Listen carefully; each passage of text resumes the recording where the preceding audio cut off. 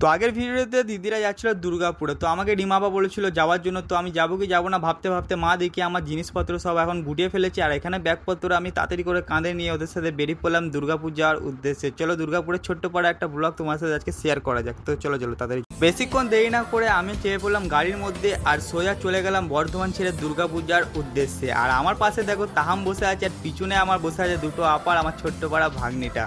তো গাড়ি এখন ফুল স্পিডে উঠে পড়েছে আর চলে এসেছি হাই রোডে। আচমকায় মাহা আমাকে দেখতে পাইনি, দেখে পুরো অবাক হয়ে গেছে দেখো। আর পিছনে দুটো ভাগনার মজা দেখতে দেখতে সোজা পানাগড়ের মধ্যে এখন প্রবেশ করে গেছি। আর এই সাইডে দেখতেই পাচ্ছ সাদা সাদা ব্যারিকেড লাগানো আছে। কেউ যদি জানো একটুখানি অবশ্যই কমেন্ট সেকশনে জানাবে কি জন্য ব্যারিকেডগুলো লাগানো আছে দুই ধারে। তো তারপর তাহাম আমার সামনে চলে এসেছিলো, তো দুজনা গল্প করতে করতে কখন টোল ট্যাক্সে পৌঁছে গেলাম বুঝতেই পারলাম না। তো এখান থেকে টোল ফ্রি করে সোজা বেরিয়ে পড়লাম দুর্গাপূজার উদ্দেশ্যে। আর দুর্গাপুরে ফাইনালি ঢুকে পড়েছি, আর কত বড় বড় বিল্ডিং আর কত সুন্দর লাইটিং দেখো।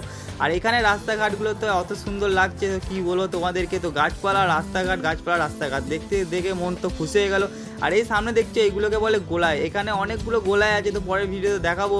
আর কে কে আমার এই ভিডিওটা দুর্গাপুর থেকে দেখছো অবশ্যই তোমরা কমেন্ট সেকশনে জানাবে। আর এত এক্সাইটমেন্টে আমার ফোনটাও হাত থেকে পড়ে গিয়েছিল। তো তারপর ফুপুর সাথে দেখা করে এখন ঢুকে পড়েছি ঘরে, আর মাহাম এখন ঘুমিয়ে পড়েছে। তো এই ব্যাগপত্রগুলোকে এখন নিয়ে চলে যেতে হবে বাড়ির ভেতরে। তো ভাইও নিয়ে আসছিলো দেখো ব্যাগপত্রগুলো। তো ব্যাগপত্র রেখে ভিডিওটা এখানে শেষ করলাম। তো দেখা হচ্ছে নেক্সট ভিডিওতে।